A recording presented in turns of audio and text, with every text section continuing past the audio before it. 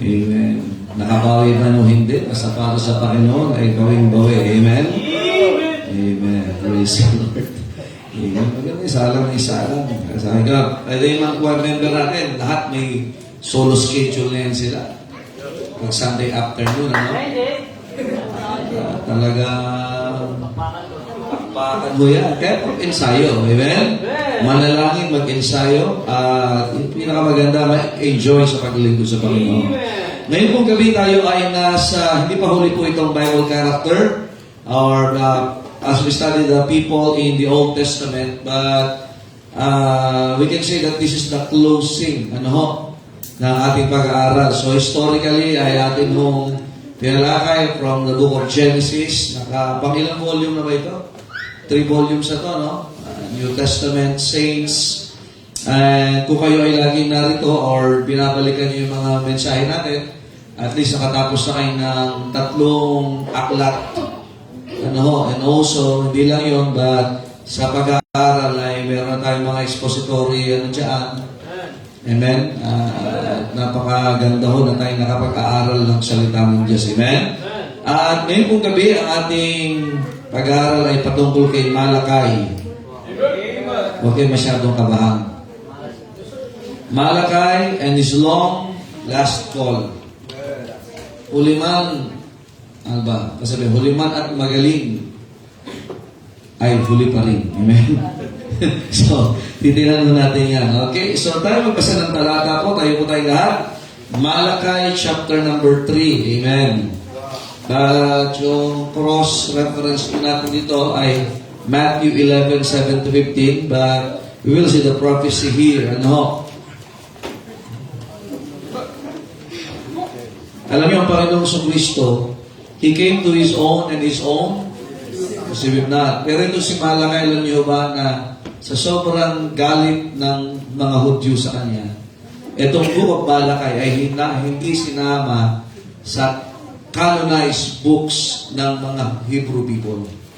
Yung book of Malakay, you can check it, hindi nila sinama yan sa history, poetry, and even siyempre, hindi makasama sa Pentateuch yan. Ganun katindi yung sabi nga, his long last call sa mga Hudyo. Nonetheless, makikita ho natin dito na hindi man siya tinanggap ng mga kasama, just like the Lord Jesus Christ, yung kanyang mensahe naman ay katanggap-tanggap sa Panginoon. Amen? And let us read Malachi chapter 3, verse number 1. Nandiyan na ho kayo, amen? Let us read verse number 1 only, but we will go through the whole chapter this evening. Let us read, go. Behold, I will send my messenger, and he shall prepare the way before me, and the Lord whom ye seek shall suddenly come to his temple, even the messenger of the covenant, whom ye delight in. Behold, he shall come, saith the Lord of hosts.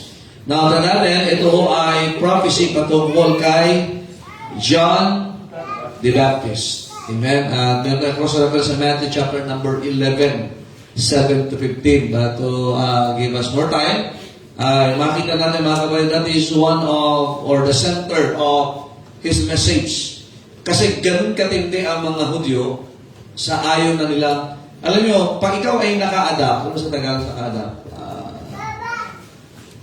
Nag-adapt ka? Ha? Nasanay. Hindi nasanay. Yung nakakopya, naka-adapt sila ng mga bagay sa Babylon. Hindi na sila nakinig ng salita ng Diyos. Are you listening? They have adopted, parang mga estudyante ka, ang bait-bait mo sa bahay ninyo, pag uwi mo, wala ka na respeto. Nag-adapt ka. So, ganun din, we need to understand, mga kapatid, pinag-usapan natin dito ay Jewish people. Hello? Kung sino man ang nasanay ho sa kapangyarihan ng Panginoon, and the prophets came from them. The responsibilities was given to them, the oracles of God. Pero pag nag-adapt ka talaga, kumuha ka ng mga bagay at dala-dala mo, pwedeng nasa promised land ka, pero ang buhay mo ay iba. Are you listening, amen? So, ganun din sa atin mga kapatid. We need to understand that this message is primarily para sa mga Hudyo. And also, this is prophetic. Okay? But also, makikita natin yung practicality that kung nangyari sa kanila, ay pwedeng mangyari sa mga simbahan ngayon. Amen. And I hope that this will be a challenge for us and a warning na teka, dapat aware tayo, baka nag-a-adapt na tayo sa nangyayari sa mundo at yun yung dala nating espiritu pagdating sa ministeryo. Are you listening, amen? Amen. And lalo sa mga bata, kaya magsanay na kayo, kung nakikita nyo sa Sunday school, simbahan ito, yung takbo ng gawain, sanayin ang mata nyo, kaisipan nyo dyan. Sapagkat kung hindi yan ang makikita nyo balang araw, musika, lahat po mga kapatid, ay huwag nyong i-adapt, huwag nyong tatanggapin. Nakikinig ko ba kayo, amen? Amen. Nakikita ko natin yan, simbahan notes, we're far from perfect, but we're getting better by the grace of God, amen? So that will be also our call, amen? Kung di pa babalik ang Panginoon, nawa ay kung nakita sa gawain na nagpo-progress ay hindi mababago. Amen? Tayo po'y manalangin. Panginoon, salamat po sa inyong biyaya. And as we study your words and also this man of yours, O God, na nakita namin mga warnings and also the preachings, the messages, and the learnings that we need to acquire and also, Panginoon, understand na kailangan namin matutunan, panindigan, panatilihan, kayo po ang mauna, O Diyos. O Spirit of God, help us what we need, tonight and give us what we need. At anumang kalagayan, abutin niyo rin po. And so that the health of this church, not just, Panginoon, we're not just only after in the numbers, but also, Panginoon, sa growth spiritually, and also we're looking that we can uphold the doctrine, Panginoon, and the stand of Christian Bible Baptist Church hanggang sa mga dating papanahon kung di pa kayo darating. Kayo po, Diyos muna, and help us to be revived. In Jesus' name we pray. Amen. Thank you. Please be seated. Okay. So, kung titingnan po natin, Malachi was the John the Baptist in his time, kasama ng kanyang mga kasamang propeta. Alright? He was also the voice in his time. Amen? Kaya makita natin that the message of the Baptist is prepare ye the way. He shall prepare the way before me. That is the Lord Jesus Christ. John the Baptist was born out of Jew season. Malachi also was born out of Jew season. Talagang itong panahon na ito, masarap maglingkod sa Panginoon kung marami kang kagaya mo ng paninindigan, kagaya mo ng pananampalataya, kagaya mo ng passion, kagaya mo ng tindig sa Panginoon. But in the time that Malachi was to minister, now, naandun na sila umalis sila sa Babylon. This is post-exile. Are you listening, amen? Wala na si Governor Zerubbabel. Wala na si High Priest Joshua during this time. Haggai was gone. Out of old age. Pinag-aralan po natin yan. Zechariah was gone because he was murdered. Nasa pagitan ng altar, nandun siya sa templo. Ezra was gone. Nehemiah was gone. Halos sila ho yung magkakasunuran. Hindi ba sila particular na sabay, pero magkakasunuran sila. Amen? Even from the time of Daniel, sunod-sunod po yan in this history. So we can see, mga kapatid, yung epekto po sa northern part, which is yung tinawag na Israel, sa southern part sa Judah. So halos makita natin, hindi ba sila usap-usap? Kaya nga dyan natin makita na ang salita ng Diyos, isang author. Amen? Different circumstances, iba-iba yung kanilang panahon, magkakasunuran, wala silang meeting, wala silang pag-uusap na nangyari, but they were what? Given, they were moved in the Holy Ghost. Amen? And during this time, makita natin, si Malachi, wala na siyang makita na, di kagaya na, okay, nandun pa naman si Jeremiah, oy, nandun pa naman sila Nehemiah, oy, nandun pa naman si Haggai, nandun pa si Zechariah, but in the time of Malachi, wala na sila. Even Governor Zerubbabel, nung sila ay galing ng Babylon, he was a governor ng Judah that was helping Haggai and Zechariah in rebuilding the nation of Israel. That's why it was malungkot pag nag-iisa ka sa pananampalataya. Malungkot kapag nag-iisa ka na ginagawa ang kalooban ng Diyos. Amen? There also, Malachi was in a battle, not just of the doctrine kasi he knows where he stands. Kaya mahalaga, alam natin kung ano yung paninindigan natin.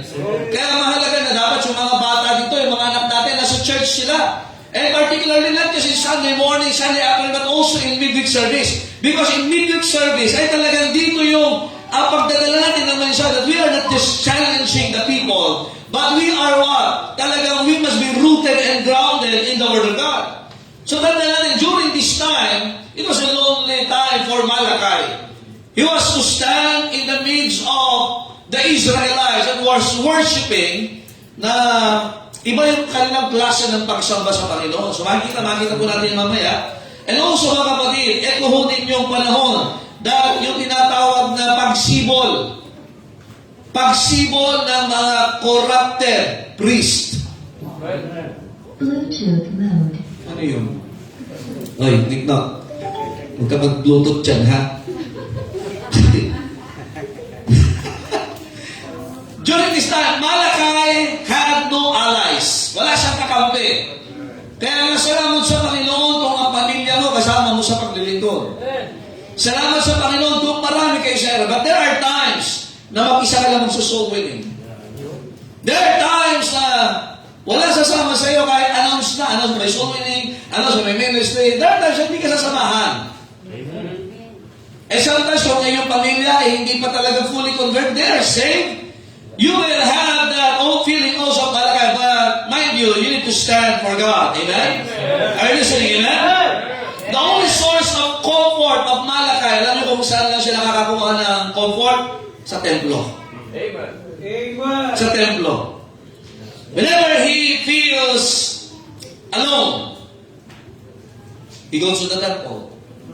The temple that was rebuilt in the time of Haggai, in the time of Zechariah, the time that the temple was flourishing. At natin mga kapatid, that most of the priests during this time, hindi sila bahagi ng kasagutan ng problema ng Israel. Sila ay bahagi ng problema. Supposedly, dapat yung mga katuwang ni Malachi ay wala. They are living in the kind of spirit, mga kapatid, na tinatawag na formalist. Hindi yung formalin. Amen? Amen. Amen. They have this lip service to the things of God. Sinasabi lang nila. Kasi alam nila ang kautusan. May makikita ho natin yan. They have this lip service, pero iba yung buhay ng mga priest. Kaya ang tawag ito the priest. Amen? Wow. Amen. But he was one, mga kapatid, na makita natin na he was one of the prophets na talagang ang sinusundan niyang kaaral ay yung mga prophecy ni Daniel. Are you listening, amen? In different generation na kanyang pinaglingkuran, ito yung sinusundan po ni Malachi. And one of the favorites of Malachi was the Daniel 70th week. Wow. Are you listening? Actually, yan ay literal na nangyari sa Jerusalem. Are you listening, amen? In 490 years, kasi 70 times 7. And it's also a picture of what will happen sa pagbabalik ng Panginoon. Ulitin ko ha, yung similarity niya ha. Yun yung prophecy ng Daniel na mangyayari saan? Sa mga Hudyo. Under the punishment, mga kapatid, they will experience tribulation from the Babylon. Hello? Amen. And it also pictures what will happen in the future. Kaya tribulation is for the Jewish people. Hindi po yan para sa atin. And yan po yung sinusundan ni Malachi. He also know, mga kapatid, yung panahon ni King Artaxerxes. When Nehemiah go to Jerusalem. So, he followed that. Sinundan niya po yan. Yung mga taon na yan. Kaya nga, makita natin mga kapatid, in those years na nangyari, ang dami hong nangyari ho dyan. Sa pagkatanda natin, during this time, ang mga tao ay binigyan ng written word of God. Particularly, ito yung bahagi yan, yung tinatawag na Torah. Ayan. Ano yung kasunod? Tanakh. Yung iba pa. Pero yan ay nahati sa tinatawag na yung Torah is 5 books. Yung Tanakh po ay nahati po sa poetry and history. Kaya dun po sa tatlo ho yan, makita natin yung itong book ng Malachi, hindi nila sinama. Sobrang galit nila. Nandiyan po ba kayo na? Sapagkat ang kalagayan ng mga tao nito, mga kapatid, sila po ay meron pong written word of God. O there are two sets of law. The written law, which is yung panahon pa ni Moses, and the oral law. Ito yung sinasabi din ng Panginoon na commandments of men sa New Testament sa book of Matthew. Just to follow, mga kapatid, ang mga Hudyo ay na-obsess sila, isinantabi nila yung mga written law. Are you listening? Kaya nga ang salita ng Diyos ipinasulat para hindi baguhin. Kaya nga ang utos pa rin ng Panginoon, hindi nyo dapat dagdagan at hindi nyo dapat bawasan. Kaya nga nakasulat yan. Nakasulat, isinasalin. Kaya makita natin, ang problema lang mga kapatid, ang mga Hudyo, sila ay nagdiretso. At ang kanilang pinaghawakan is no longer the written law, but the oral law. Yung mga salit-saling sabi. Nandiyan mo ba kayo, man? Kaya yung panahon ni Pedro sinasabi, ang salita ng Diyos ay walang private, interpretation. Kasi dumating sa punto mga kapatid na ang mga Hudyo, they are interpreting the Word of God from their own, and no longer the Word of God will interpret itself. So that is called the oral law. Are you listening, man? So that has been their problem. Kaya nga makita na in the time of Malakay, yan na ho yung nangyari. Kung anong paliwanag namin. Kaya nga dumating sa punto na nagkaroon ng conclusion ang mga Hudyo na yung gumagawa ng masama, okay lang. Bakit? That is their interpretation of the oral law and no longer the written law. Yes. Are you listening?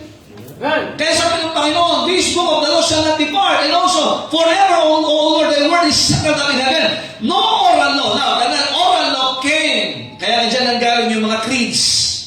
Yung mga simbahan may creeds. Amen?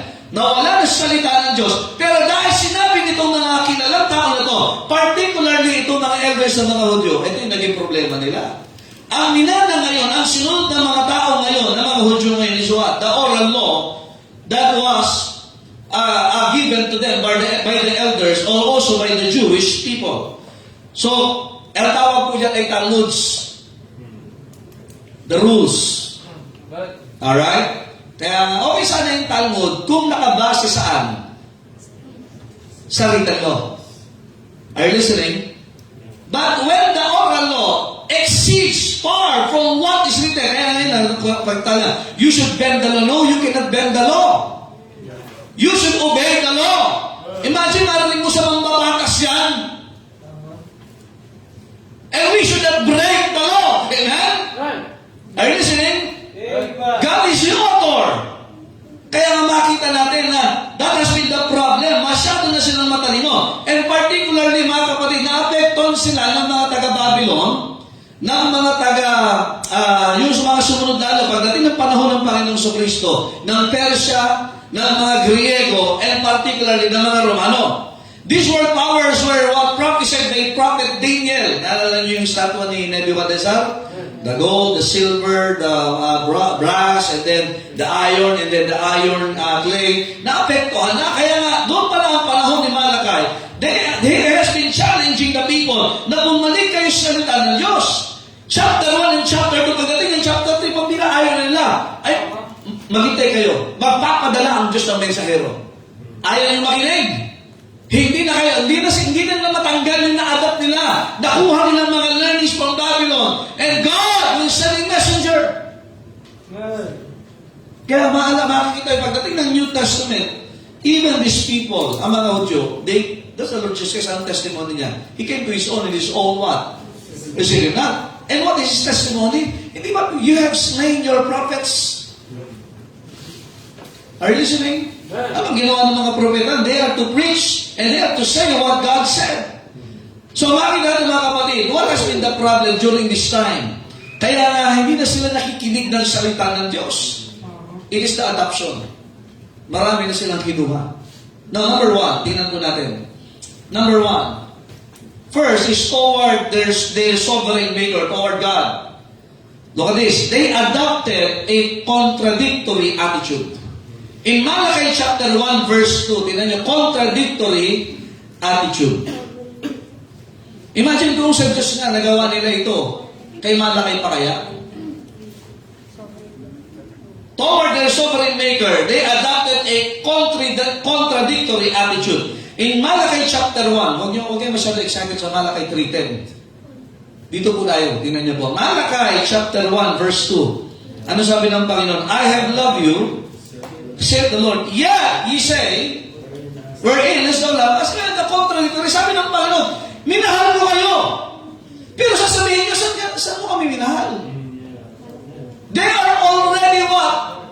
Having that contradiction against God. Nandiyan pa ho ba kayo, amen?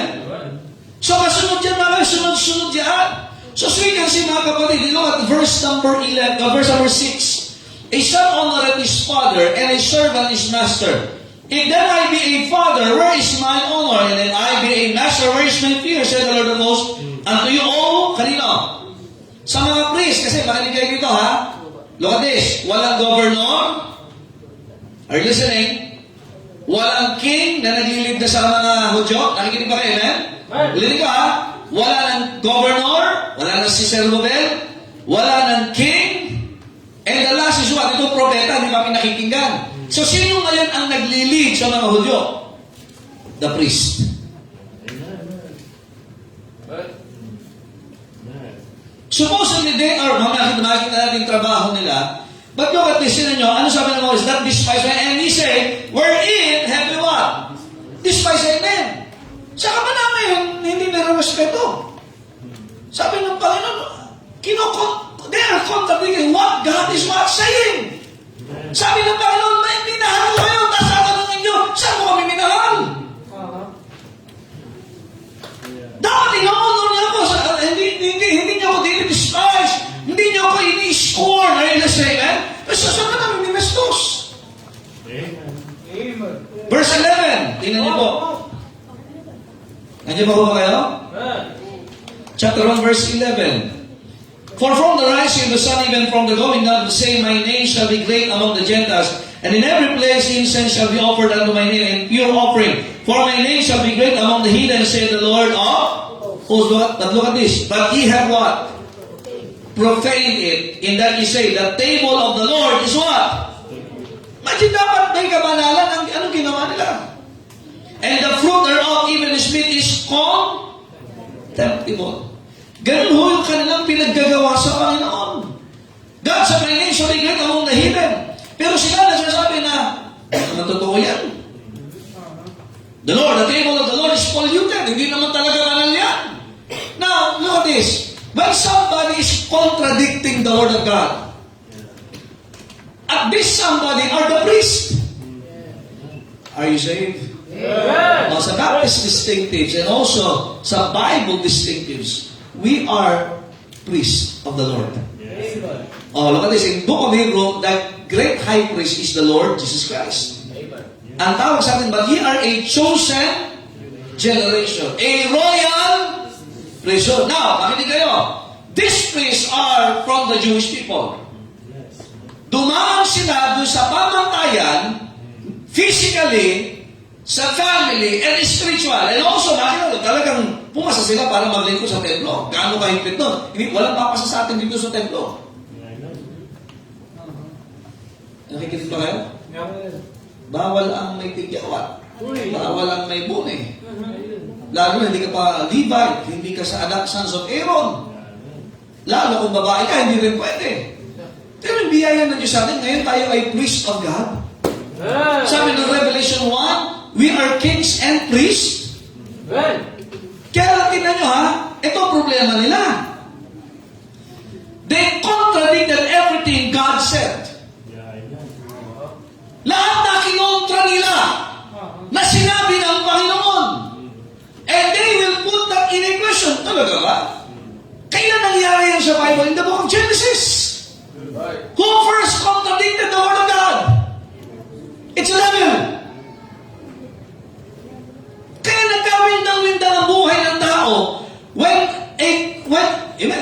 Adam and Eve na pinakinggan nila yung contradiction from God's Word at mas kinuha nila yung contradiction from the devil. Di ba ganyan na nangyayari ngayon? Di ba bakit marami may identity crisis? They are contradicting the Word of God. tinatawag na authority. Contradictory of the Word of God. And even churches, and even relationship, and even yung mindset, even money, ministry, and our mission, when we contradict anong sinasabi ng Bible. Aba, may narinig pa nga ako ngayon, sabi lang sa Great Commission, baka baptisin nyo, ha? And they are, sikat na sikat sila ngayon. Sabi lang, nakahang, lalo yung mga, baka mamaya nakahang kayo kay Preach the Word. Naging estudyante namin sa Bible School, pero ako nagsisi, naging, student of the year yun. Naging hyper-dispensationalist. Na sinasabi na ang Great Commission ay nakahang at hindi na tayo kasali doon. Ito rin mga taong di naniniwala sa tithes. They're making contradiction against the tithes and offering. Ito rin mga hindi naniniwala sa sinner's prayer. When somebody's giving a contradiction to the Word of God, close your ears and leave that person. Lalo ang daming doctrine na may lumalabas.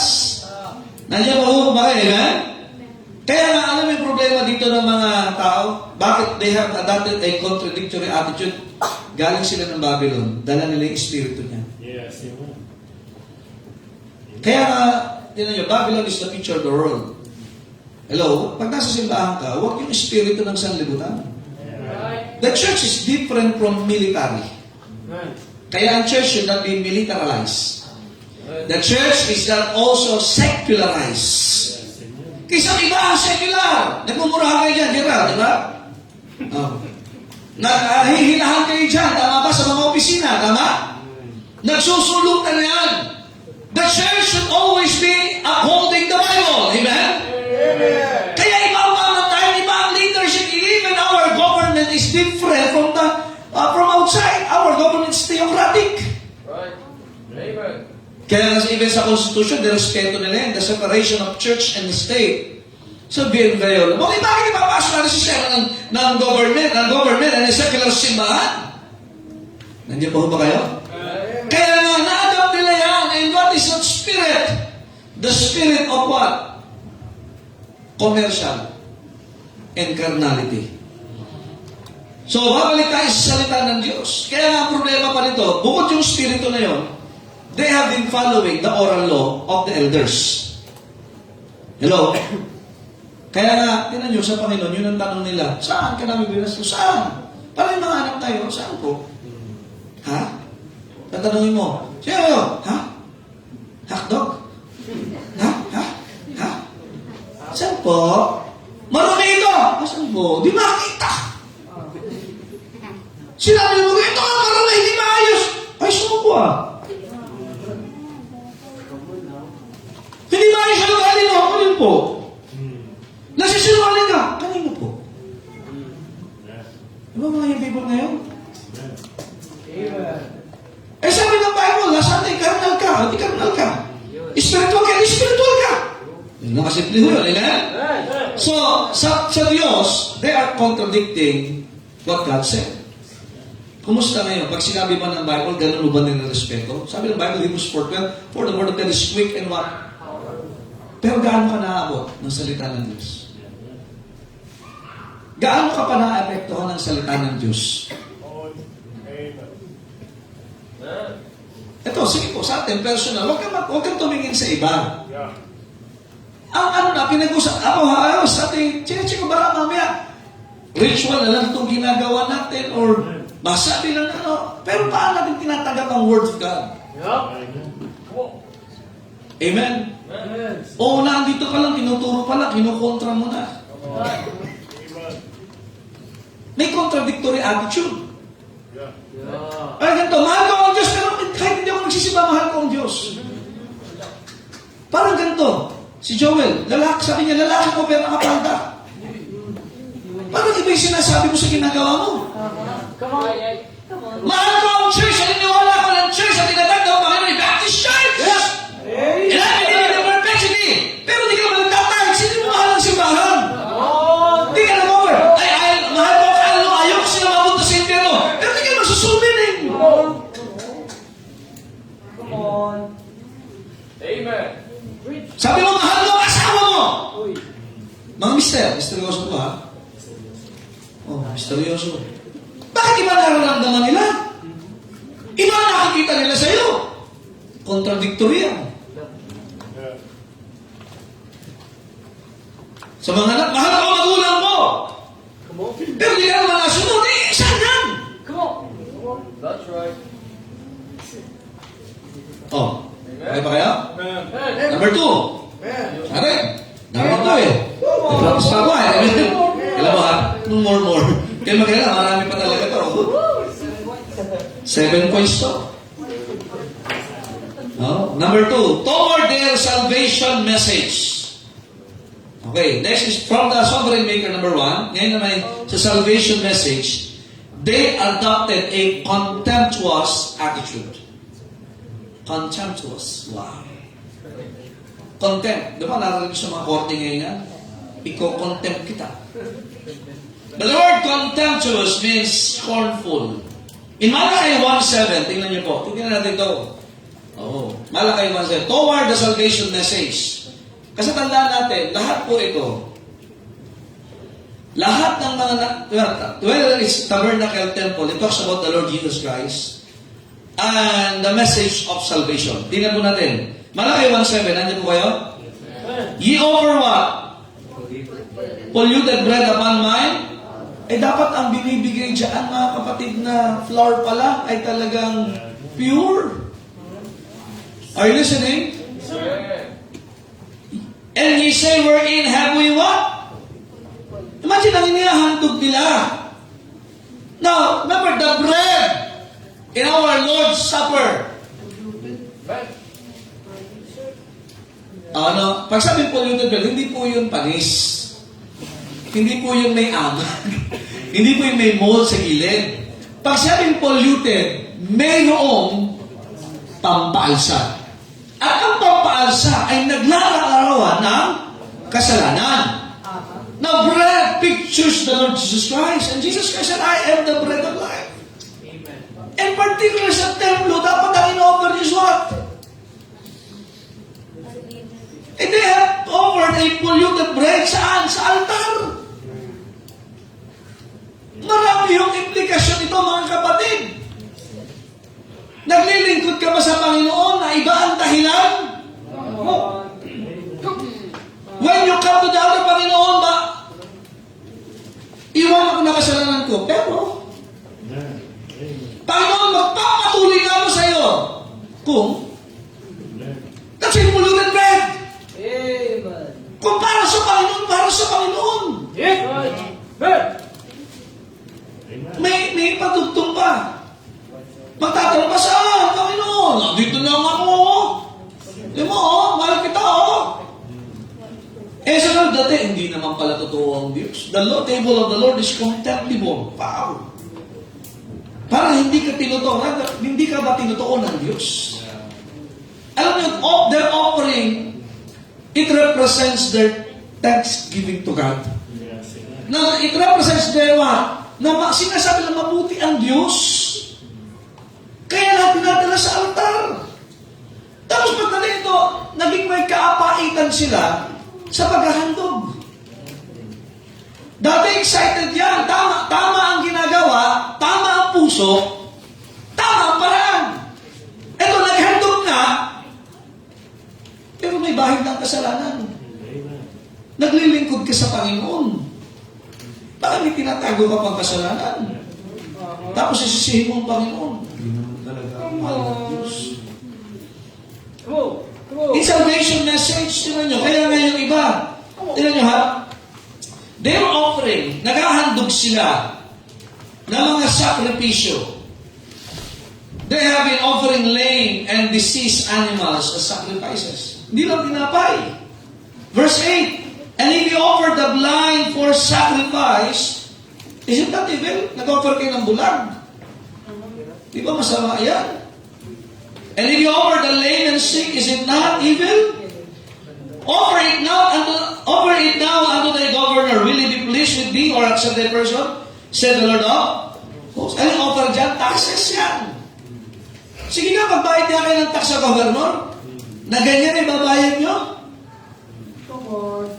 Tingnan natin siyang idadalhin yan. Naghahandog sila sa Panginoon ng mga bagay na hindi na kailangan at wala na sa kanilang pakinabang. In short, leftover. Amen. Leftover. Tira-tira. Eh, buti pa kayo aso may dog food.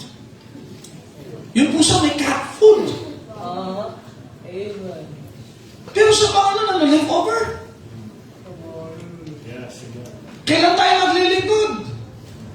Kasi sabi mo, the table of the Lord is contemptible. Di naman talaga totoo ang Diyos. Di naman niya ako binless. Mas masahol pa ito sa offering ni Cain.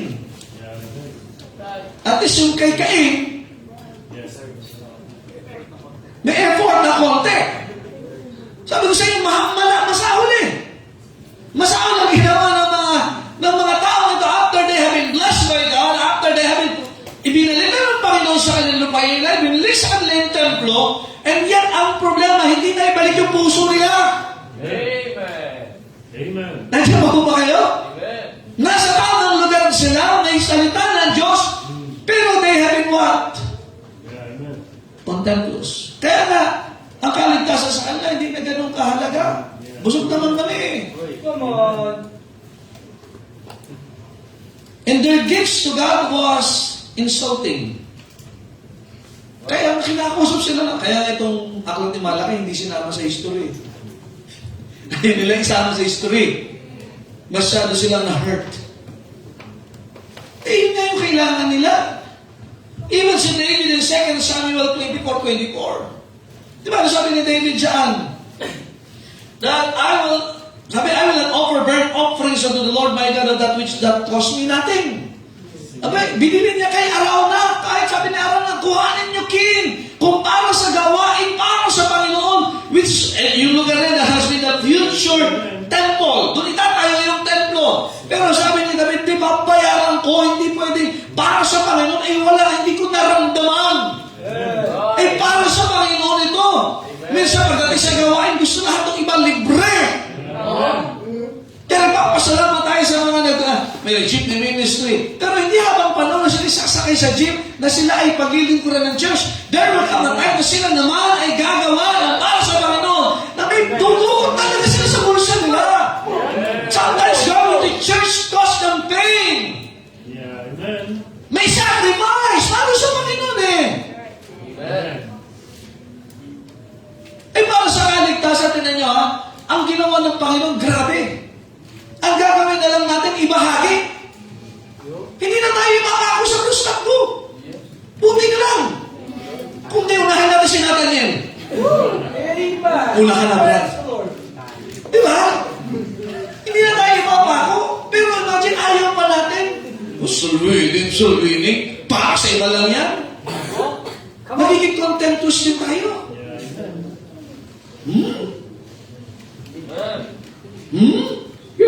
amen. Meow. Amen. Kapatid, salvation message, kaya tingnan nyo, imbis na sila ay mag-akay, makita yung patotoo na buhay ang Diyos. Wala, hindi makita sa mga Hudyo yung mensahe. Yeah, amen. Ay, ang offering nga nila sablay eh. Kaya ang buhay natin, it's an offering to God. Kumusta? Amen? Amen. Nagtetestify ka pa patungkol sa Panginoon? Toward their salvation message. Number 3, toward their separated ministers. They adopted a corrupting attitude. Malaki 2:8. Binasa natin kanina. Malaki 2:8.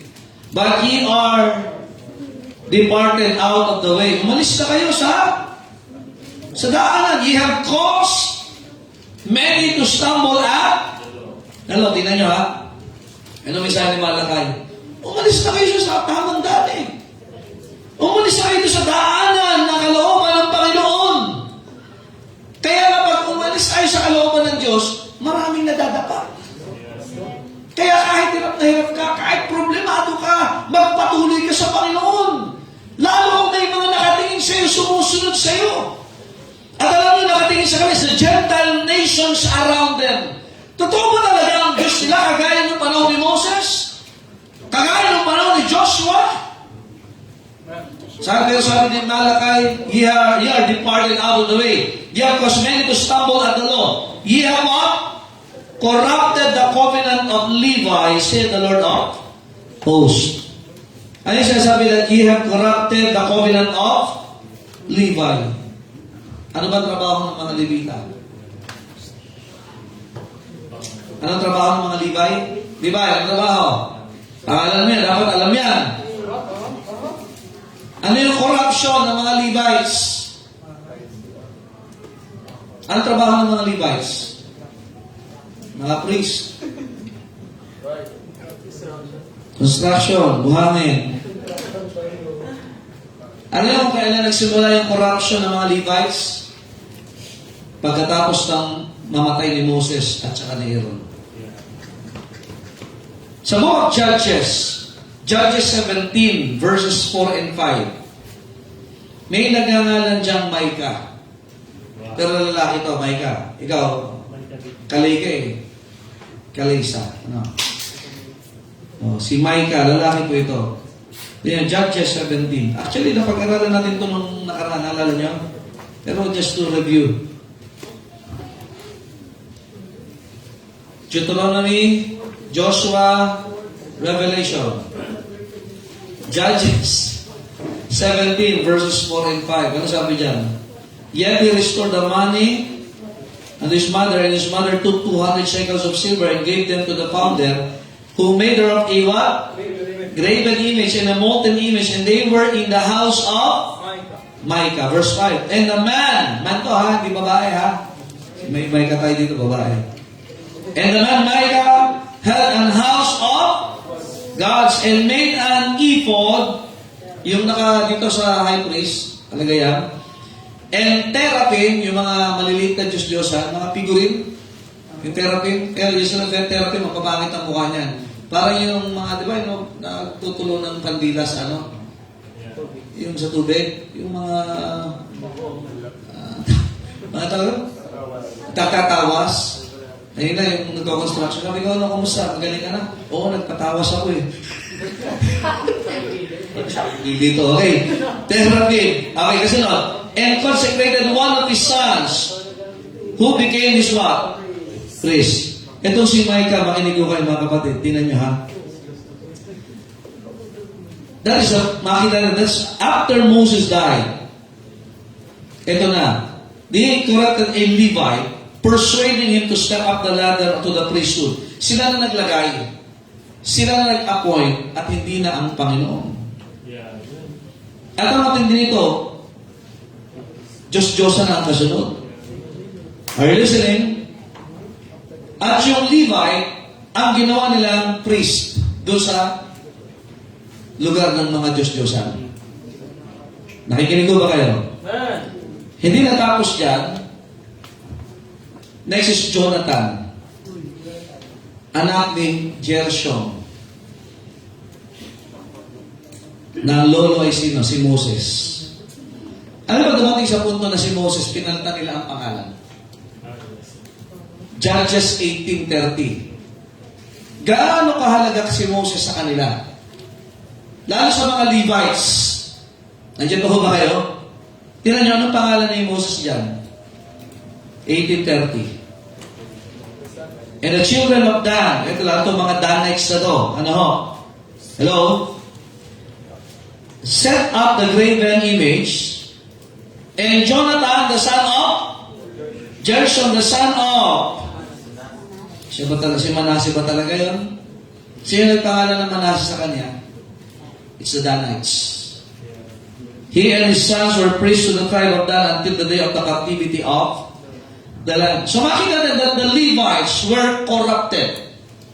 Even their grandfather Moses was corrupted in their time.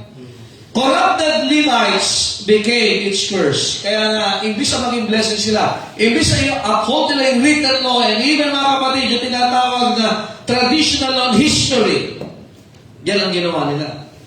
The Levites should receive the tithes and offering and pay it to the temple treasury. Yan ang trabaho ng mga Levites. They were to set apart. Kaya nga sa bawat tribo, meron silang cities yan. Levitical cities. Sa bawat tribe, at least meron silang 4 na Levitical cities. So, ganun sila kahalaga. Kaya hindi sila binigyan ng lupa. So, sa bawat tribo, dapat naandyan sila. Nandyan pa ho ba kayo? The Levites are consecrated to assist the sons of Aaron to the tabernacle. Ang age nila is 25, tapos ang retirement nila 50. 25 years, they are to serve. To preserve the law of God, the purity, yan ang trabaho nila. Pero ano nangyari? They have corrupted the Levites. Yung mga dapat na katuwang sa gawain, katuwang sa ministry, nawala sa ministry. Nandiyan po ba kayo? Malaki chapter 2 verse 2, ano sabi dyan? If you will not hear, and if you will not lay it to heart, to give glory unto my name, said the Lord of hosts, I will even send a curse upon you. So bakit yung pakikinig, at ang salita ng Diyos, itinakda talagang ilagay sa puso. Kapag hindi, may sumpa. Amen. Said the Lord of hosts, I will even send a curse upon you, and I will curse your... makinig kayo ha. Hindi lahat ng blessing ay blessing kung yan ay nagpalayo sa iyo sa Panginoon. Yes. Baka yung blessing natin, cursed na pala. Come on. Oh, nasa Bible, basa. Sabi, hindi ako sisigaw masyado dito kasi mag-aaral tayo eh. Yeah, I have cursed them already because you do not lay it to... wala yan. Hindi totoo yan. Di ba? Okay pa ako. Come on. Kaya mga priest, sila yung mga unang hindi nagpahalaga sa trabaho nila para mapanatili ang mga tao sa salita ng Diyos. Believers, are you in place of God? Naalala nyo, sila din ang nagplano. They were members of the Sanhedrin. Sa mga Sanhedrin, at least dapat yung 23 members present kapag meron silang gagawin desisyon. Imagine gabing-gabi, nakapagplano sila na si Kristo ay arestuhin. Bakit? Naandun yung mga tinatawag na midnight talk. Narinig nyo na ba yun sa mga balita? Pag may mga batas na gagawin, may mga midnight session sila. Kaya gabi, inaresto ang Panginoon. Sino yan? Mga corrupted priest. Come on. Manood ka lang ng balita ngayon. Normal na sa kanila. Kaya hindi ibig sabihin na ay, blessing to, blessing! Teka ha! Tingnan natin, kung yung blessing na yan, nagamit mo sa Panginoon, para lalo kayo maging close sa Panginoon, blessing yan! Pero yung sinasabi natin blessing, whatsoever, ano yan, kung ano man yan, pero naglayo sa'yo sa Diyos, it is a curse. Ayun, chapter 2, verse 2. Guhitan nyo. Nandiyan yan eh. Number 4, toward the sanctity of marriage, they adopted a callous attitude. Makalyo. Tama pronunciation? Callous? Kalyo! Alam niyo, matindi sa kanila. In chapter 2, verse 17, ye have wearied the Lord with your words. Yet ye say, wherein have we wearied Him? Kaya sabi nito, kasalanan ba maging badi? Kasalanan ba divorce? Saan? Wherein have we wearied Him? When you say, everyone that doeth evil is good in the sight of the Lord. Imagine that. Lahat. Nakita niyo po yan? Hindi sabi ng Bible. Everyone that doeth evil is good in the sight of the Lord. Yung gumagawa ng masama ay mabuti sa paningin ng Diyos. Dumating sa punto. Ganyan na yung kaisipan nila. O, ingat po tayo. Amen. Baka mamaya, nagpupuri ka na kahit mali na ang ginagawa. Yeah, amen. Amen. You patronize kahit mali na yung ginagawa. Yeah, amen. During this time, the problem is divorce. Kaya yan ang nakuha na sa Babylon. silang school. First, yung tinatawag na Shammai. Ang grounds ng divorce, panahon ni Moses, it should be moral. Nakikinig ba kayo, man? Hello? Kaya pag nag-asawa, hindi ka na pwede mag-asawa ulit. Pero yung isang school which is Hillel, H-I-L-L-E-L, kahit anong dahilan mo, hindi ka natuwa sa mukha niya, pwede ka na makipag-divorce. That is the school of Hillel sa loob ng mga Hudyo. At sino nagpapatakbo niyan? Mga priest! Imagine na kapag buo sila ng ganong thoughts, okay lang. Kaya sabi nila, di okay lang yan. Kaya matigas na sila yung attitude nila. At ang tawag nila, sabi ng Bible, tinan nyo, and He delighted in them, or word is the God of judgment. Tinan nyo, okay lang kami, Wala lang bang nangyari. Di ba, maraming taong ganyan? O tinan mo, hindi man ako tinamaan ng kiblat. O tinan mo, okay nga ako, masaya nga kami, Lalaki sa lalaki, babae sa babae. At pinapalakpakan pa. Kaya tuwan-tuwa ka kay Vice at saka dun sa niya. Aba! Nandiyan pa ba kayo? Are you listening? May sa panahon natin, naging libangan mo ng manood sa mga yan na hindi mo alam, nanonormalisa sa utak mo yung buhay nila. Amen. Tumatawa. Tumatawa ka na. Nag-enjoy ka na kahit alam mong kasalanan yun. Ang matindi, pina-follow mo paano kayo nangyari sa kanya. Sino kaya yung bagong man niya? Yan yung na-adapt nila from Babylon. At nakabuo pa sila. Sino nag-pro na gano'n yan? At tinatawag na nila ngayon itong philosophy. Kaya sa college, diba, pagkadating mo sa education, meron diyang subject na philosophy. The assumption, the presumption, at the sum of everything. Amen? May subject yan eh. Kaya lang grabe yung mga kapatid. Ang bigas na nila. Imagine ang tawag nila, halimbawa kahit si Jake naman naging binabay siya. Good! Basta wala kang inaaragabiyado. Tumutulong ka sa ekonomiya. Tinatawag mo na ngayon yung masama na mabuti sa harapan ng Diyos. May sobra naman dyan. Nandiyan ba kayo? Hello? Next, towards sinful majority, they adopted a complacent attitude. Ano yung complacent? Ang dami na nilang mga oral law. Are you listening? The problem is what? Wala na silang panahong nagbago. Okay na kami. Ayos na kami dito. Are you listening? Kaya dumating sa punto pagdating ng chapter 3, complacent ka, sige, magpapadalaan niyo sa mensahero. And John the Baptist became the messenger of the Lord. Alam niyo, pagkatapos ang Malakay, because of their complacency, 400 silent years.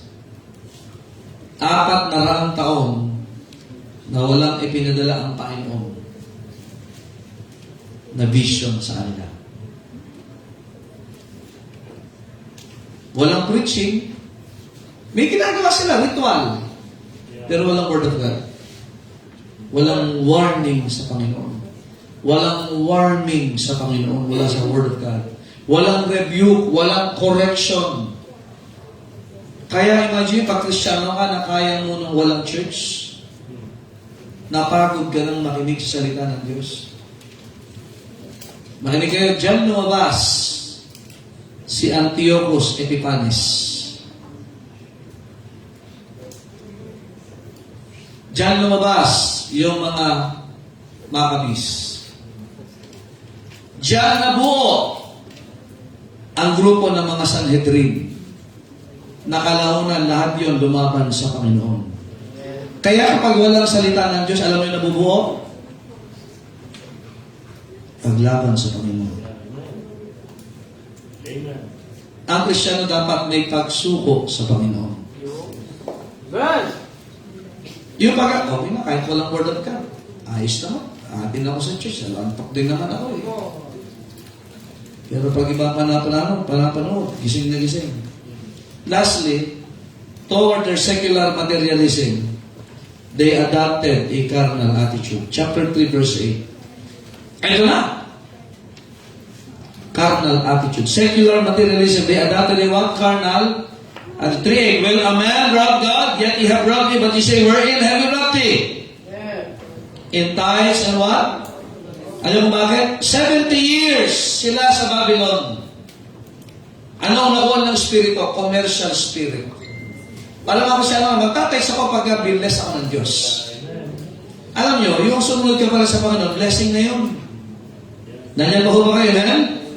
Ano meron sila? Commercial spirit and old idolatrous spirit. They have the love of money. These are Jewish people. Kaya nga, makinig ko kayo. Ang mga Hudyo, they experienced the covetousness spirit of secular materialism. Sa attitude, toward tithing. Alam ang tawag niya sa sin na yan? Yung sabi ng Bible, yung rob, the sin of larceny. O sa pagsalita, theft of personal property. Kasi yung type sa Panginoon yun eh. Sa batas ang tawag yung sin of larceny. Kinukuha mo. Ang matindi, pag pinag-aralan nyo yung kasalanan yan, ayaw mo na magkaroon ng karapatan yung kinuha mo. Yeah. Susunod ulit. Yeah. Sagal-sagalin mo na. Yes. Kukuhanin ko rin yung sa susunod. Harapan. Come on. Amen. Bakit nila nagawa? Nagawa nila sa Panginoon yan. Bakit? Because of the spirit of... For 70 years, yun na naging spirit nila. Kaya pagbalik nila sa promised land, ganun pa rin. Kaya sana naman, pag nasa church ka na, alisin mo na yung ganyang spirit. Amen. Dapat spiritual tayo. Amen. Amen. Tithes and offering. It talks about the spirituality of a believer's heart. Kasi, yung tanong nila, saan ka namin ninakaw ang Panginoon? Lahat na kinontra nila. Amen? Nandiyan po ba kayo? Minas di pa pala. Panginoon na ba yun? Ayun. Last na to. Sigurado na to ha. Toward their sacred manuscripts, they adopted a careless attitude. Ayun, Malakay 4:4. Ayun pala, 4:4 pa. Oo, masabi parang kulang. Remember ye the law of Moses, my servant. Ano kasi problema nila? Pag sabi remember, ano problema? Ha? Ano? Baka sabi, tandaan nyo, remember the law of Moses, my servant. Ano problema? Nakalimutan. O sinadyang kalimutan. So, which I commanded unto him in Horeb for all Israel with the statutes and what? Judgments. So imagine, in Malachi's time, the Word of God has been a forgotten book for them. Grabe ang ginawa ng mga Masoretes. Bilang nila, lahat ng salita, lahat, the judge, the details, ano yung middle letter sa whole Hebrew Bible, o bihira, ano? Alam nila lahat yan. Kaya, ano lang ginawa nila sa Bible? Reading purposes. Kaya, sino ang naglibing sa salita ng Diyos? People of God in the Old Testament. Kaya sana sa simbahan, sana huwag naman dumating sa atin na pupunta na tayo sa simbahan kasi religious activity.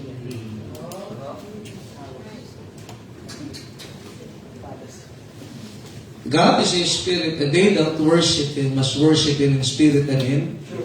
Sana ang prayer natin pagka tayo na ako sa Panginoon, kausapin mo ako. Kailangan ko yung Panginoon. Sino mang itatayo nyo sa likod ng kulto nyo, binigyan ng authority, paano pakikinggan? Kaya, sana hindi lang para pang hugas kamay kagaya ni Pilato. Church naman ako eh. Church naman kami. Pero anong epekto sa atin ng salita ng Diyos? Are you listening? In chapter 4, verse 5, Behold, I will send you Elijah the prophet before the coming of the great and dreadful day of the Lord. Biglang, future na. Amen? Revelation yan. Amen? Imagine ang Old Testament, nagsimula in the creation, natapos in a curse. Therefore, if any man, be in Christ, he is a new creature. All things are, behold, all things are become. Alam niyo, nagsimula ang buhay natin when we receive the new creation. Pero sana naman, huwag matapos ang buhay natin sa curse. Amen. Are you listening? Amen. Let it go. From Genesis, problema nga, hindi kasi naman na yung malaki kasi ang tindi ng dulo eh. Historical, ito yung pangwarasan na eh. Hindi siya sinabi, iharap niyo po, mga kapatid, yung the chronological arrangement ng Hebrew Bible or the Old Testament. Hindi kasama ang Malakay. Chinay ko na kanina, ilan na yung tinignan ko, wala. Pero doon sa isa, sa manuscript, sa English manuscript, kasama. Pero ngayon, the Hebrew people, hindi lang kilala ang preaching nito. Ang sulat ni Malakay because nasaktan sila masyado. Are you listening? Kaya nga, huwag natin pabayaan mga kapatid. Ang buhay natin ay nagsimula sa Panginoon. New creation. Huwag nang matapos sa sumpa. Na tayo ay hindi natin pinahalagahan ang salita ng Diyos. Amen. Hanggat nauupo, may pag-asa na kausapin ng Panginoon. Amen. Kaya nga, ang laking bagay kahit anong mangyari, paupuin, imbitahin, dalhin simbahan. Ang Diyos ang gagawa. Amen? Amen. Kaya sana hindi lang po yung sa ministry, awit tayo, dapat bunga ng salita ng Diyos yan. Amen. Ating ginagawa bunga ng salita ng Diyos. At ako'y naniniwala mga kapatid, na mamahalin natin, na ang salita ng Diyos laging kasama sa buhay natin desisyon. Kasi mga Hebrew people, ay yun ang ginawa nila, hindi na mahalaga. Eh sabi ni Elijah, ni Malakay, sige, papadala ng Diyos si Elijah sa inyo. Book of Revelation nakalagay po yun. And nawa, tayo ay natuto ng salita ng Diyos sa Book of Malakay. At sana ang i-adapt natin ay sinasabi ng Bible. Tayo po tayo lahat. Panginoon, salamat po sa inyong salita. Salamat sa mensahe. Salamat sa pag-aaral, Panginoon. And truly, this is a blessing for us to learn these things. And salamat, Panginoon, sa doctrine, sa reproof, sa correction, Panginoon, sa instruction. And truly, O God, we're so blessed that we have your precious words in our lives and in this church. Like, O Diyos, ang inyong mga anak, ang simbahan ito, Panginoon, ay patuloy na tumindig sa katotohanan, mahalin ang inyong salita. And makita namin, Panginoon, kung ano talaga yung totoong blessing. Ang blessing na bunga ng salita ng Diyos sa aming buhay. Pagpalaan niyo po ang imbitasyon sa pangalan ng Panginoon Jesus. And the others, open brethren, tayo makapag-usap sa Panginoon. Sa bahagi tayo ng Panginoon kinausap sa mensaheng ito. Sometimes we might have a careless attitude na nakalimutan na natin ang salita ng Diyos. Balikan po natin yan, mga kapatid. It's not what you know. It's how we remember how the Word of God should work in our lives. Do not adopt a carnal attitude of ungiving. It is always the right thing. Do not be complacent.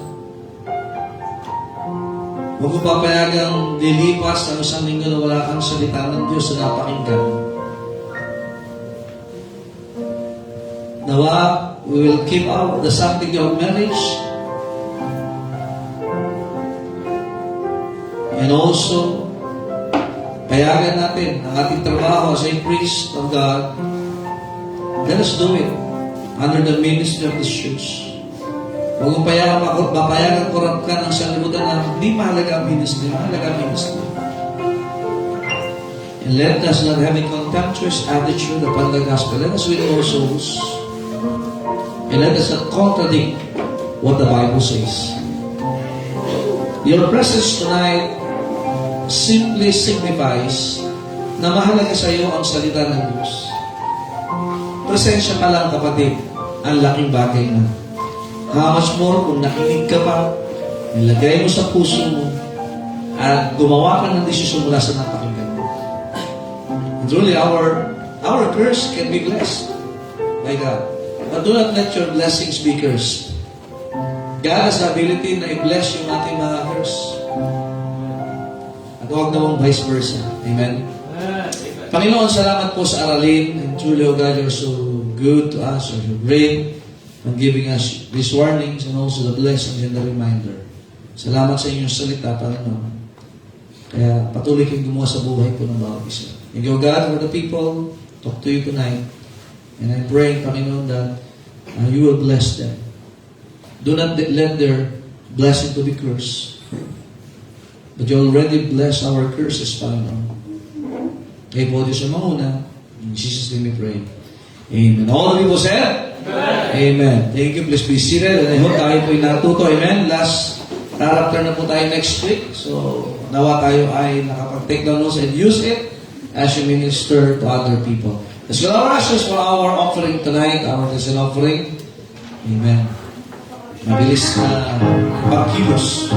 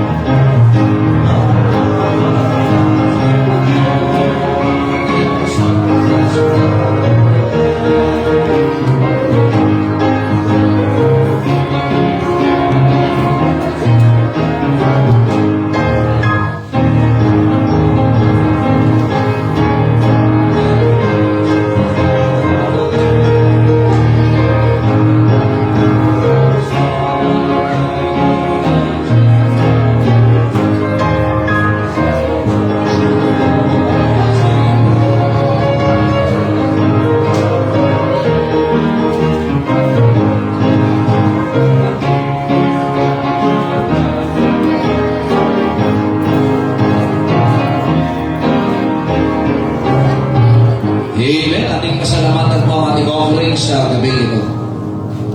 Let's pray. Piling Diyos, maraming salamat po sa araw po na ito, Panginoon, na kasan sa Panginoon sa mensahe na pinahayag po ng gabi ito. At sa Panginoon, sa paalala, Panginoon, na yung mga bagay po na ito na hindi po namin gagawin. At kayo po, Panginoon, mag-bless, magbibigay, Panginoon, at siya, Panginoon, ng mga trabaho, mag-blessing po ito, Panginoon. Patawad po sa aming sa buwan sa Panginoon Jesus. Amen. Amen. God bless you as you give.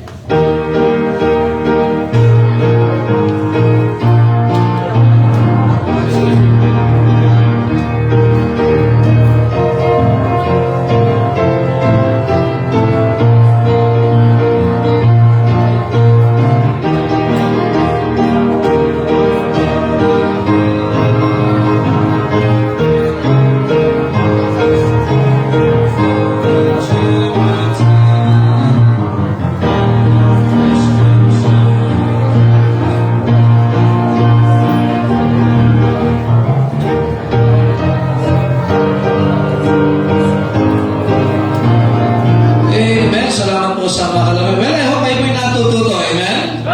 At maganda gamitin niya sa mga nagtuturo. Use it. Amen? Kaya maganda para hindi mawala sa inyo yung natutunan. Tayo po tayo lahat ay may magwakas na panalangin. And let's call Brother Rudy. Dami yun nakakulangin. Let's pray. Ang aming Diyos, maraming salamat Panginoon sa insight, paalala mo sa inyong salita. At salamat po Lord sa aming pastor at pumilamit. Kailangan kailangan po ng wisdom. At diyan po Lord sa aming pag-iwalay, ingatan niyo po ang bawat isa. Kailangan po ng Panginoon na taglayin po namin ang mensahe ng salita sa aming tahanan. pag-apply po namin sa paglilingkod po sa iyo. Sa pangalan na Jesus, Amen. Amen. God bless and good evening. May practice pang choir.